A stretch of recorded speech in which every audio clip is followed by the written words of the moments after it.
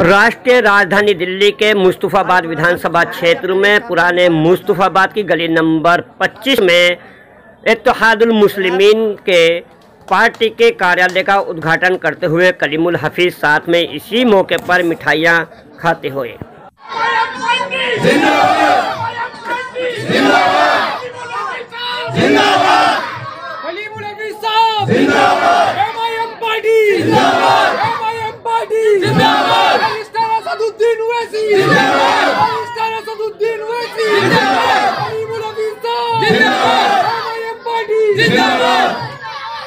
मैं अगर फर्दन नाम लूँ तो वक्त लगेगा,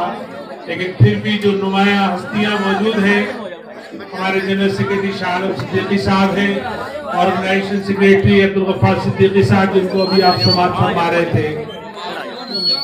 आरूफ खान साहब हैं, चूंकि उन्होंने मेरे हाथों पार्टी ज्वाइन की इसलिए मेरी दरखास्त पे मैंने उनको ऊपर भी बिठाया, और जो यहाँ की लोकल लीडरशिप है, खासतौर से मेरे बच्चे, मेरे साथी और मेरे बुजुर्ग, आप तमाम लोगों का मैं शुक्रगुजार हूं कि आपने अपना कीमती वक्त निकालकर इस MIM के जलसे में तशरीफ लाकर हम मेरा और मेरे साथियों को हौसला बढ़ाया। सवाल ये है कि आखिर ये जलसा MIM के पार्टी के दफ्तर का इफ्तिताह के मौके पर जरूर है, लेकिन बात कुछ संजीदा होनी है। बात अपने नस्ल के मुस्तकबिल के बारे में होनी है। बात वो सीरियस होनी है जहां से हमारा इस मुल्क में जो मुस्तकबिल है वो तय होगा। खास तौर से ऐसे नाजुक हालात में जहां हमें हर शोबों में, हर विभाग में, हर मोर्चे पे हमारा इम्तिहान लिया जा रहा हो, जहां हमें हर तरह के इम्तिहान देने पड़ रहे हो। खासतौर से हमारा वो नौजवान तबका जो कारोबार करता है, और उसमें भी वो तबका जो जरा मझले दर्जे का या छोटे दर्जे का कारोबार करता है, खासतौर से फेरी फिरता है, वो या खोम चला आता है या कोई छोटा कारोबार करता है, और खासतौर से गैर इलाकों में जब काम करता है तो उसे जिस तरह के हालात दुश्वार हैं वो इस वक्त हमारे लिए मौजू है। वो ऐसे वक्त में हमें सोचने का मकाम है कि आखिर ऐसे इसका हम हल क्या निकालें, वो किस तरीके से हालात को हम हल करें कि जिससे हमारे हालात भी हमवार हो जाए, मुल्क में हमारे लिए जो जगह तंग कर दी गई है वो भी कुशादा हो जाए, हमारे नौजवान तरक्की भी करें, हमारे मामला बेहतर भी हो, हमारे बच्चे शिक्षा भी लें, स्वास्थ्य की भी सुविधाएं मिले, और उसके अलावा उनको एक बावकार शहरी का एहसास भी हो, वो अपने आप को सियासी तौर पर एक कुव्वत भी महसूस करे, वो अपने आप को ऐसा महसूस करे कि वो भी हिंदुस्तान में और दूसरे शहरियों की तरह इज्जतदार शहरी है। तो आखिर इसका फार्मूला क्या है? सवाल ये है कि आखिर वो कौन सा फार्मूला छुपा है कि जिससे ये सारी ताकतें हमारे नौजवानों के पास, हमारे बुजुर्गों के पास, हमारी माओ बहनों के पास आएंगी। तो मैं आपको बता दूं वो सिर्फ एक ही फार्मूला है। वो फार्मूला वो है जो भी DS बिंद्रा साहब ने आपसे कहा, या वो फार्मूला है जिसको बैरिस्टर असदुद्दीन ओवैसी साहब हैदराबाद से निकलकर पूरे हिंदुस्तान में गली गली कूचे कूचे जाके पुकार के मुसलमानों से कह रहे हैं कि मुसलमानों मुत्तहिद हो जाओ, ए मुसलमानों तुम अपने एक सियासी प्लेटफॉर्म पर आ जाओ, ए मुसलमानों तुम अगर अपना मुस्तकबिल बेहतर चाहते हो तो अपनी जमात को मजबूत करो, ए मुसलमानों तुम अपने आप को सियासी निजाम में सियासी तौर पे मुत्तहिद कर लो। वो एक अलग बात है कि आपके अंदर इख्तलाफात है, वो इख्तलाफात रहेंगे, वो फितरी है, चूंकि वो फिरकों के भी हो सकते हैं, वो जात बिरादरी के भी हो सकते हैं, वो इलाकाइयत के भी हो सकते हैं, लेकिन कम से कम इस जमहूरी निजाम में सियासी तौर पर तो मुत्तहिद हो जाओ। चूंकि आपको भी एहसास नहीं है सियासी तौर पर मुत्तहिद होने के फायदे क्या है। मैं अगर आपको मिसाल के तौर पर एक बात बताऊं, अगर आप लोग मेरे किसी फेसबुक पेज से जुड़े हो तो आज मैंने एक वीडियो अपलोड की। उस वीडियो में वो एक ऐसी 3 मिनट की वीडियो थी, उस वीडियो में ये बात दिखाई गई थी कि किस तरह तेलंगाना की असेंबली में जो वहां के फ्लोर लीडर है जनाब अकबरुद्दीन ओवैसी साहब, उन्होंने क्या क्या मुतालिबात किए सरकार से, और वो मुतालिबात आपकी सिक्योरिटी, आपके उर्दू टीचर्स, आपकी गरीब बच्चों के रोजगार, आपके इलाकों के शादीगर, आपके कॉलेजेस, आपके स्कूल, इस तरह के कम से कम उसमें 10 से 20-30 मुतालबात थे और उन मुतालबात को वहां के मुख्यमंत्री जो केसीआर है,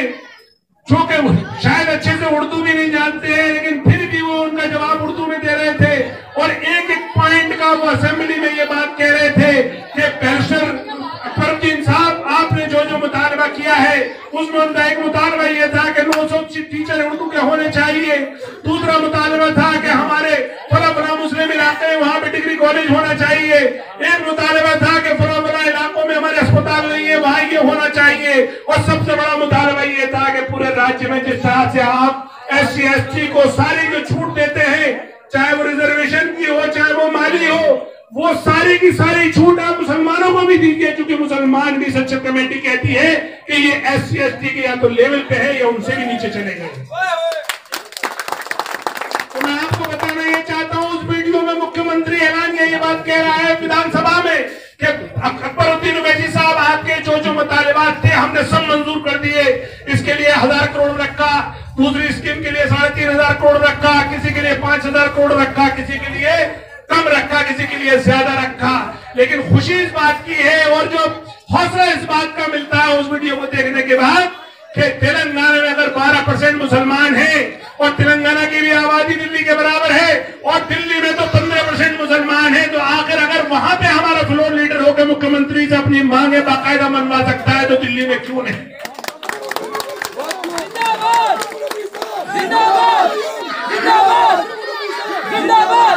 तो यहाँ अब ये सोचने का मुकाम है कि ये जो हमारे लंगड़े लूले MLA हैं, जिनका नाम तो मुसलमान है, जो हमें मुस्लिम नाम पे तो हमसे जीतते हैं, हमारे वोट लेते हैं और हम उन्हें जिता के बेचते हैं, लेकिन उनकी हैसियत हैवानों में कुछ नहीं है। वो बिल्कुल कठपुतली की मानिंद है। उनका आका या उनका पार्टी का सरबराह उनको जितनी इजाजत देता है सिर्फ उतना ही बोलते हैं। और इन 5 MLA में भी अगर एक MLA थोड़ा ज्यादा बोल गया तो उसकी ऐसी जुबान बंद की है कि 2 साल तो उसको बोलने नहीं दिया।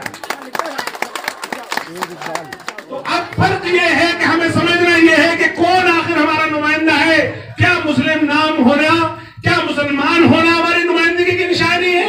नहीं, ये हमारी भूल है। इसे हम 70 साल से इस भूल में, इस गफलत में रहे हैं। हमने कभी कांग्रेस के मुस्लिम MLA को जिताया, कभी हमने आम आदमी पार्टी के मुस्लिम MLA को जिताया, लेकिन हमारे न मसाइल पे किसी ने गुफ्तगू की, न किसी ने उस पर चर्चा की। जब चर्चा और गुफ्तगू ही नहीं की तो वो मसाइल हल क्या करता।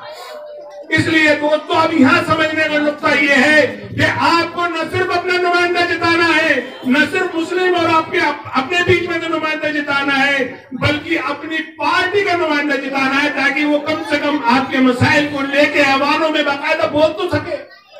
ये लोग जिनको हमने और आपने जिताया हुआ है, इनके पास तो न जुबान है, न इनको जुबान खोलने की इजाजत है, और एक और अलग बात है कि इनमें तो सलाहियत भी नहीं। ये आखिर जानते भी नहीं कैसे अपने मसाइल को उठाया जाता है, किस तरीके से हल किया जाता है। तो अब देखना हमें ये है कि अब हमें सलाहियतमंद नुमाइंदों को, अपने पार्टी के नुमाइंदों को अवानों में पहुंचाना है, ताकि आपके जो असल मसाइल हैं, जो जमीन से जुड़े हुए मसाइल हैं, मिसाल के तौर पर अगर मैं काउंसलर की बात करूं तो आखिर आपकी नालियों का क्या हाल है, ड्रेनेज का क्या हाल है, सफाई का क्या हाल है, जो प्राइमरी जो हेल्थ सर्विस है उसकी क्या पोजीशन है, प्राइमरी एजुकेशन की क्या पोजीशन है, आपके यहाँ जो बीमारियां फैलती हैं उनके रोकथाम की क्या पोजीशन है, इस तरह की जो MCDs की जो प्राइमरी सर्विसेज है आखिर उनकी क्या पोजीशन है। कम से कम उन लोगों को इसको गौर करना चाहिए जो थोड़े समझदार हैं, जो समझते हैं सब बातें। उनको इस बात को अपने मोहल्ले में, अपने इलाके में, अपने दोस्तों से, रिश्तेदार से तस्करा करना चाहिए कि आखिर MCD का क्या क्या काम होने चाहिए थे हमारे इलाके में, क्या वो हुए? जाहिर है यकीनन वो नहीं हुए हैं, तभी ये इलाका इतना बदहाल है, तभी हम इतनी परेशानी में बैठे हुए हैं। वरना तो अनथराइज्ड कॉलोनी तो दूसरी भी है। आप दूसरे इलाकों में चले जाइए, गैर मुस्लिम इलाकों में, वो इलाके भी अनथराइज्ड है, फिर भी हमसे 10 गुना और 20 गुना बेहतर है। वहां पे सारी सहूलतें हैं, वहां पे मोहल्ला क्लिनिक है, वहां स्कूल है, वहां पे, और अगर स्कूल या मोहल्ला क्लिनिक नहीं है तो उन्होंने मोबाइल वैन उन्होंने फराहम की हुई है। लेकिन मुस्लिम इलाकों को न सिर्फ MCD नजरअंदाज करती है, बल्कि दिल्ली सरकार भी नजरअंदाज करती है और दूसरी सरकारी एजेंसियां भी हमें नजरअंदाज करती है। उसकी वजह यही है कि हमारा नुमाइंदा सही वक्त पर सही बात कहना नहीं जानता, ना उसमें जुर्रत है, ना उसको कोई पीछे से बता रहा है। लेकिन इसके बरक्स मजलिस जिसको 63